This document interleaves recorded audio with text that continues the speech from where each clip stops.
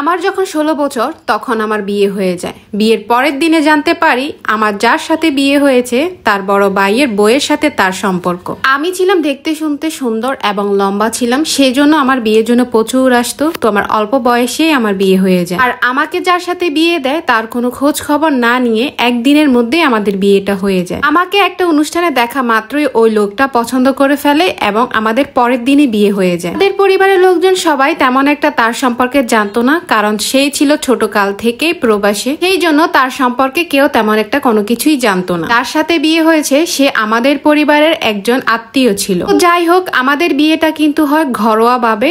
তার 2 বছর পর আমাদের অনুষ্ঠান হওয়ার কথা ছিল। যে দিনে বিয়ে হয়েছে ওই দিনে তাদের বাড়িতে আমাকে নিয়ে যায়, কারণ হচ্ছে ছেলে আবার প্রবাসে চলে যাবে, ওই জন্য আর আমাকে আমাদের বাড়িতে আর রাখেনি, ও তাদের বাড়িতেই নিয়ে গিয়েছে। আমি তো একদম ছোট ছিলাম, কোনো কিছুই বুঝতে পারতাম না, একদম শান্ত প্রভাবের একজন মেয়ে ছিলাম। কে কার সাথে বিয়ে দিয়েছে বা ছেলেটা কিরকম দেখতে আমার পরিবার আমাকে একবারও দেখায়নি, জাস্ট ওই দিনে বিয়ে হয়ে গেছে। এর পরে কি ওই লোকটি আমার নাম জানতো না, ওর ভাইয়ের বউয়ের যে নামটা ছিল ওই নামে আমাকে ডাকতো। বিষয় নিয়ে আমি প্রথম চিন্তা না করলেও 2-1 দিন পরে চিন্তা করি, কি রে আমার নাম ধরে না ডেকে তার ভাইয়ের বউয়ের যে নাম আমাকে ওই নামে কেন ডাকে। পরেও বিষয়টা তেমন একটা পাত্তা দেয়নি, ভাবছে হয়তো ভুলের কারণে আমার নামটা তার মুখে আসে না। এইভাবে আমাদের বিয়ে প্রায় 10 থেকে 15 দিন চলে যায়, কিন্তু আমাকে বেশি পাত্তা না দিয়ে তার ভাইয়ের বউকে এবং ভাইয়ের মেয়েটাকেই বেশি পাত্তা দিত। যার থেকে বা দোকান থেকে কোনো কিছু আনলে আমাকে দিত না, সবার আগে তার ভাইয়ের বউটাকেই দিত। তারপর আমি এগুলা নিয়ে কখনো কোনো কিছু মনে করতাম না, কারণ আমার বয়স অল্প ছিল, এগুলো নিয়ে আমি তেমন একটা চিন্তাও করতাম না। একদিন রাতের 1টা বাজে আমার ওয়াশরুমে যাওয়ার খুবই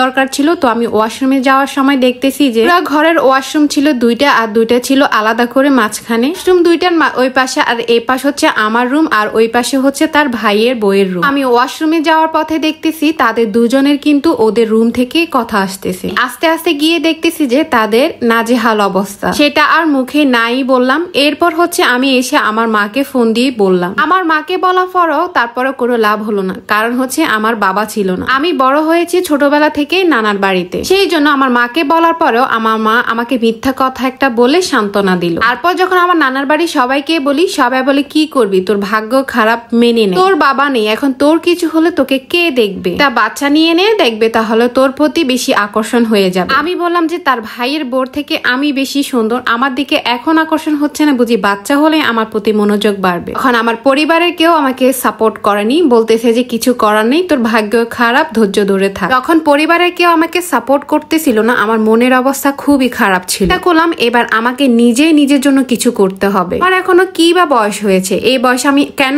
এত কষ্ট সহ্য করব, ভবিষ্যৎ আরো সুন্দর হতে পারত। এই চিন্তাগুলো করে নিজের ডিসিশন নিজেই নিয়ে ফেলেছি। কি অংশটা বলতে বারণ করেছে, এটা হচ্ছে আমার ফলোয়ার্স এর একটা জীবনের কাহিনী। তিনি আমাকে ইনবক্সে তার জীবনের কাহিনীটা পাঠান।